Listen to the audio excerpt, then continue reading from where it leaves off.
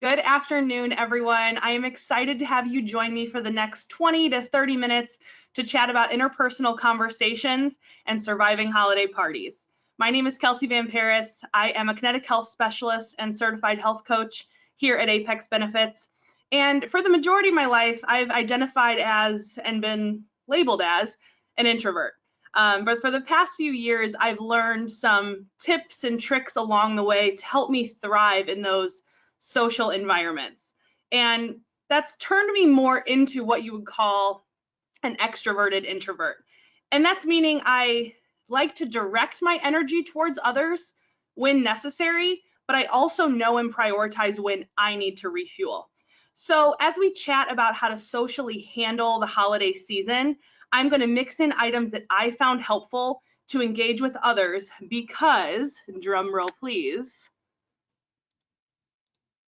going to the next slide. That's not very, it's pretty anticlimactic, isn't it? It's 'tis the season. It is officially here for countless events where you will engage in interpersonal conversations. And with the holiday season creeping up, you will likely find yourself with a calendar full of holiday parties, family gatherings, work socials, and interactions when you're out and about, whether that be to shop for gifts, grab a meal with your family, or even go out with a drink with old friends. And when you think about those types of events, you may be excited about what's to come, or you may already feel drained knowing you have these things ahead of you. And that's because our personalities often categorize us as introverts or extroverts. But the truth is, we do have elements of both if you know how to tap into them. So that's what we're going to chat about today, is where those strengths lie for you and where maybe we can rely on others to make that environment a little bit more exciting. So over the next few minutes, we'll focus on how to utilize both types of personalities and how you can make those events more enjoyable, as well as focus on positive interpersonal conversations while at those events. So maybe, like me, you're on the introverted side of the social spectrum, or maybe you struggle with the anxiety of the details leading up to the event, such as the location or the parking. Or maybe you're somewhere in the middle, but either way, it's good to plan ahead. Start by charging your battery, and this will look different for everyone on here. Do you need some alone time to read a book, practice self-care, or do you decompress by watching your favorite show? Some even prefer a workout, a morning walk, maybe some meditation, or even they want to kick the day off with friends. You know yourself best, so whatever is going to leave you with energy for the upcoming event, do that. And that may change from day to day on what you prefer, but give yourself that time to use that energy to something you enjoy. Second, investigate the location. Look up pictures of where the event is being held so you know the landscape of where you're going. And that includes parking, which can be very stressful to the start of event. You're pulling up, you're already nervous for who's going to be at the event, what's to come, and then you can't find parking. So look that up ahead of time and just make sure you cover all your bases before pulling up to the event. Third, try on your outfit a few days before the event so you're not scrambling the last minute to iron out wrinkles, find missing jewelry, or even locate your belt. This will prevent any added stress the day of that's already building in your body. There's no need to make it worse when you can't find that perfect accessory 20 minutes before you have to leave. And no, I'm not just talking to the women sitting on this webinar, because I can't tell you how many times my husband can't find his watch or his tie, and suddenly we're running around the house trying to find everything we need before we leave. And on that similar thread, maybe you have your outfit all ready for the event and you feel good on that end. Is there something else in your day that you could plan in to help reduce stress? Maybe you find a good time to walk your dog, leave some notes for the babysitter, even just sitting down and eating a snack. Think about what's on your daily agenda and what you can do ahead of time so that, again, it's not packed into those moments right before you have to leave the house. Okay, moving on. See who you can bring to the event and invite a friend. Most gatherings allow a +1, so utilize someone you are comfortable with and who knows you well. You can rely on this person to either help conversations flow or to even chat with you in the corner when you need a little bit of a social break. Rely on those people and take someone you're comfortable with. And finally, who's going to be there? What's the guest list? Or maybe even ask a family member so you can get an idea of who to expect at the family party. Or if it's a work event, look at your calendar in your email and see who's accepted, and maybe get an idea of those faces that are going to look familiar to you when you enter the room. Okay, moving on to event time. You're getting ready to walk into a room full of people. It's an anxious feeling for some, and for others, it fuels them. But either way, there's no rule saying that you must be the life of the party as soon as you walk in. Give yourself time. And some ways to do this would be to take a lap around the room and get the lay of the land. Where can you take a social break when you need to?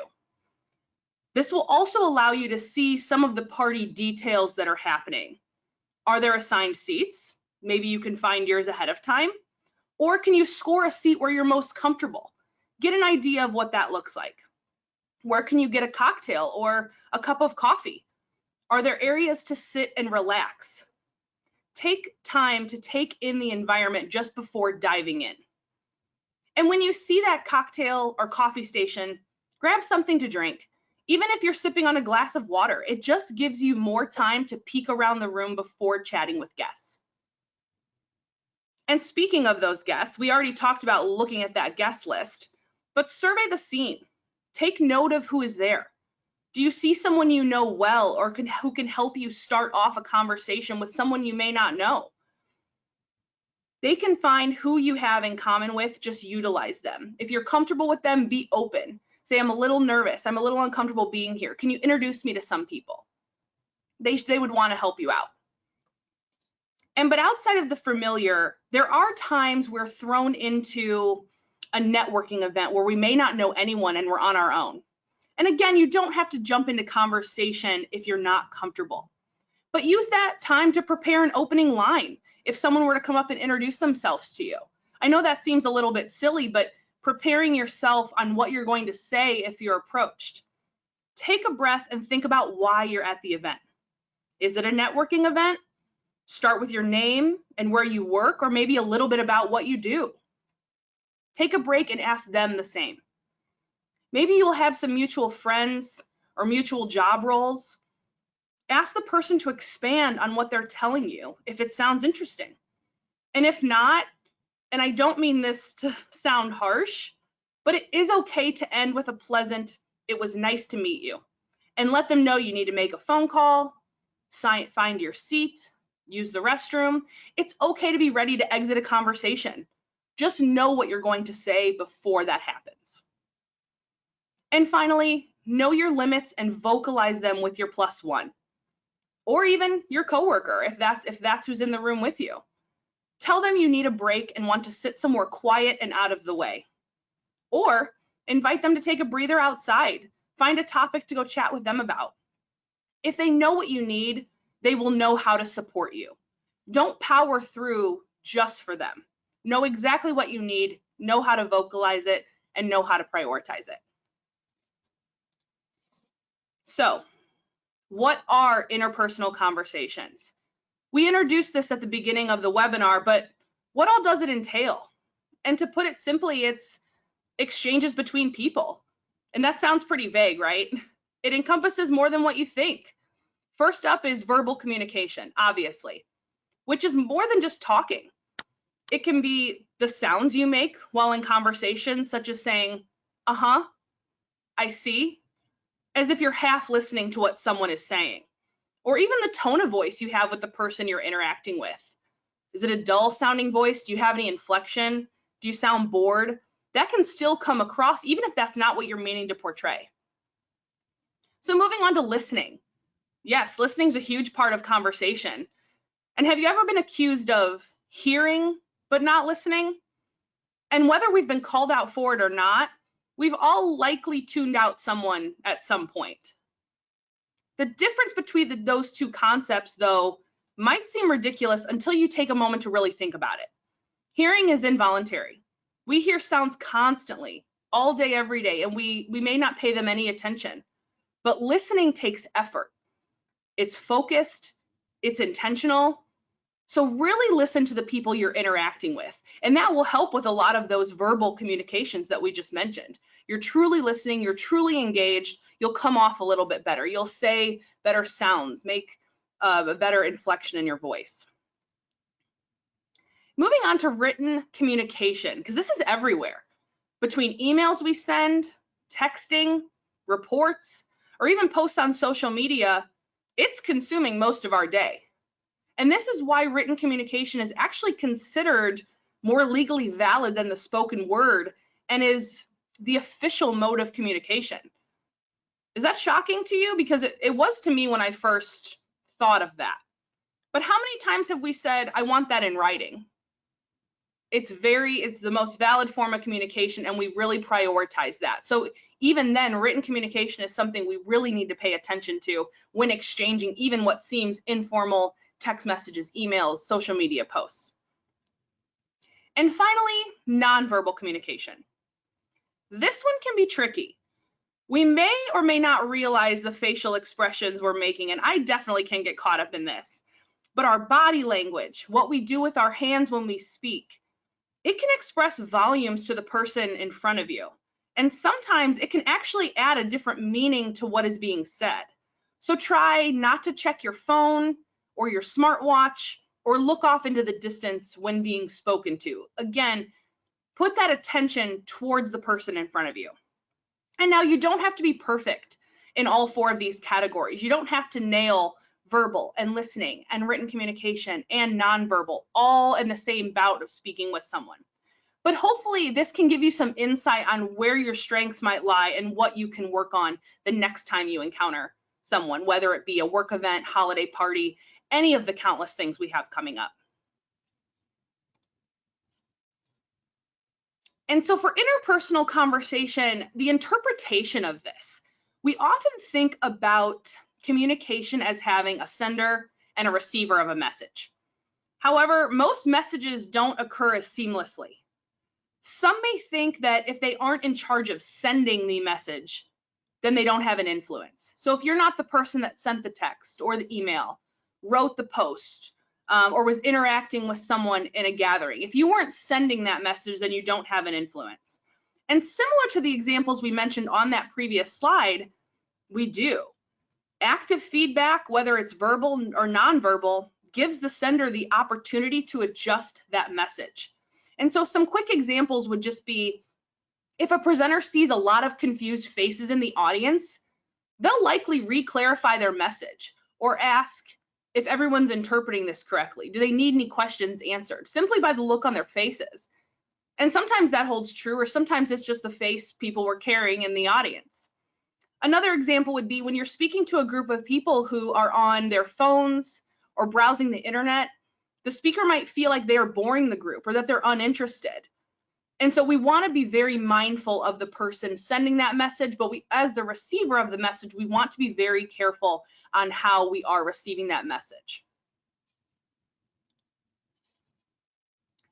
So when walking into an event, take note of your purpose. That's going to help build being a better conversationalist.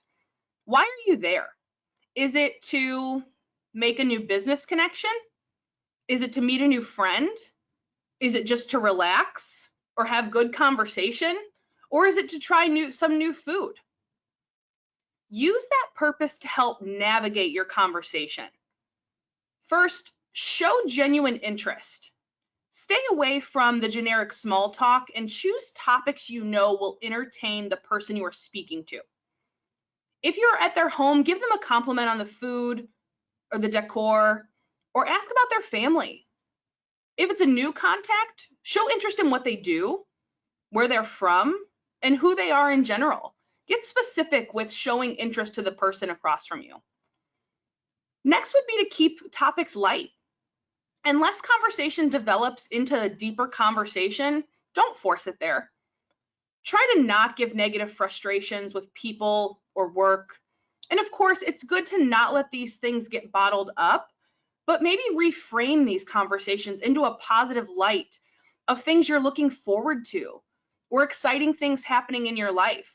Maybe set aside a different date with that person if you want to, vent about work or vent about things in your life. But try to keep a positive environment when in that social setting. And on that similar thread, and this is a big one, no matter where we are, whether it's family, work, friends, no one wants to argue at a gathering. If someone is saying something you don't necessarily agree with, definitely stay true to your boundaries, take a breath, and address it at a later time. If you feel you can't brush it off in that moment, say something like, "I'm unsure how to respond. That was unkind to say." Or, "I feel uncomfortable with that statement, so I'd like to move on." Something to show where your values lie, but that now is not the time or place to get into it. And remember, you can challenge an idea without challenging the person. So just keep that in mind if any of those uncomfortable situations pop up over the next few months. Next up is to be respectful to those around you. Be polite and kind, and do not pass on criticism or judgment of the person's choices or something they're telling you about. And another aspect of being a good conversationalist is to focus on them. Focus on the person you're chatting with. Oftentimes we focus too much on what we want to say, or we live so deeply in our heads that we often forget about even the name of the person we're speaking to, and we tune out things entirely.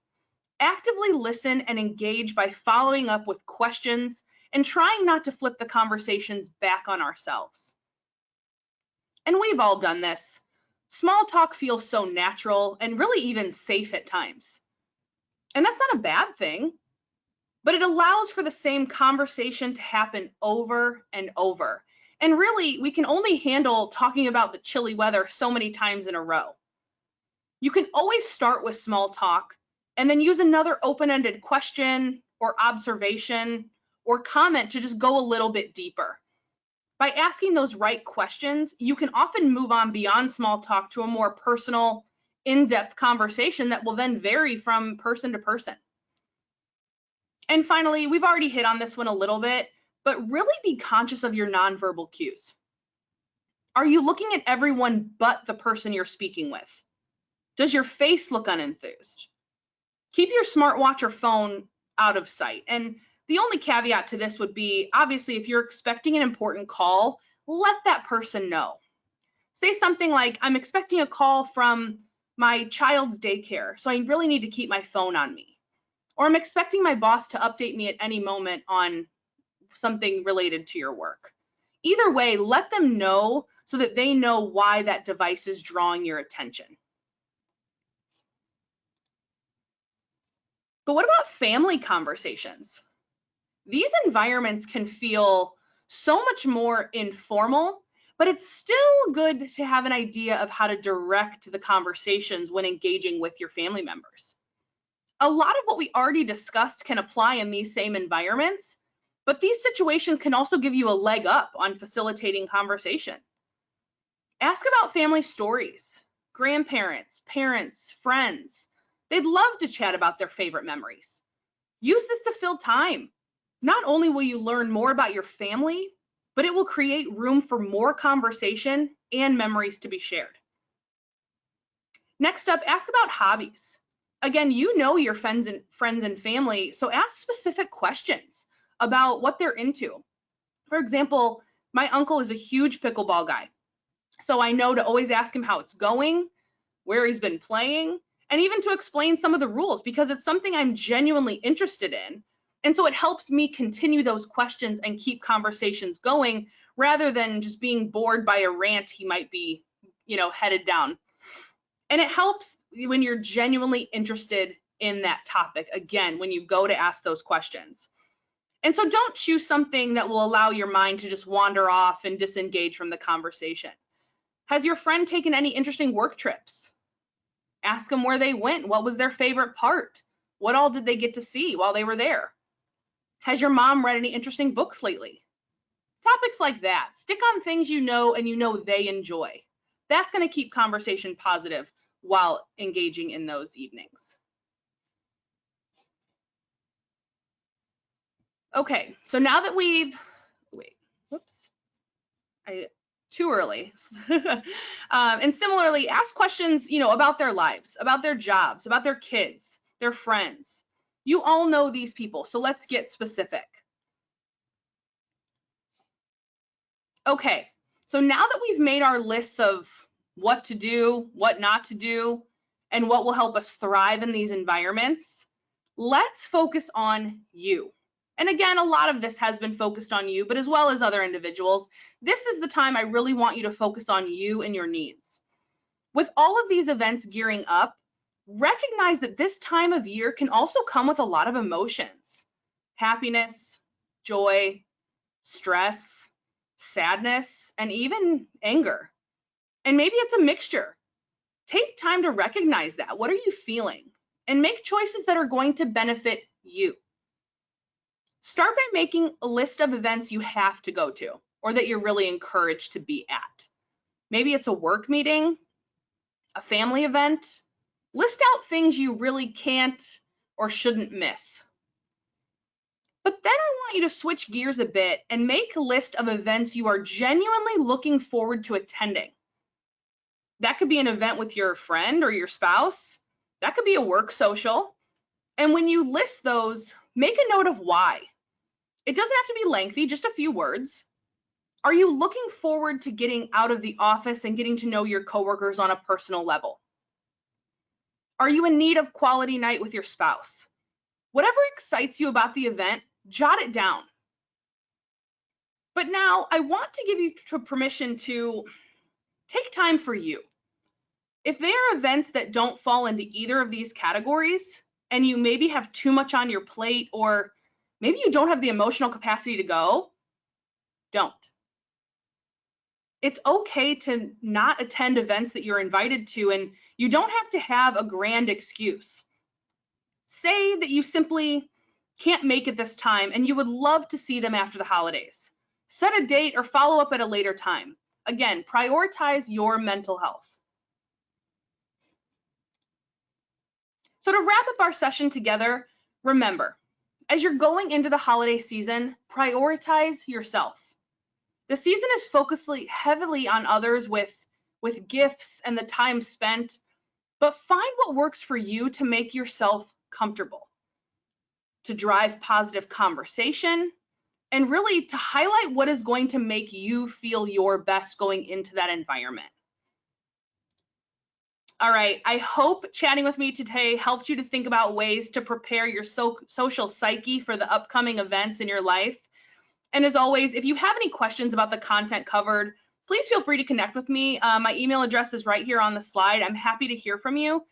And I'm always happy to chat with you, whether it's personal struggles or just to bounce ideas off for improving communication in your life. And so I hope you have a wonderful holiday season, and I thank you for joining me.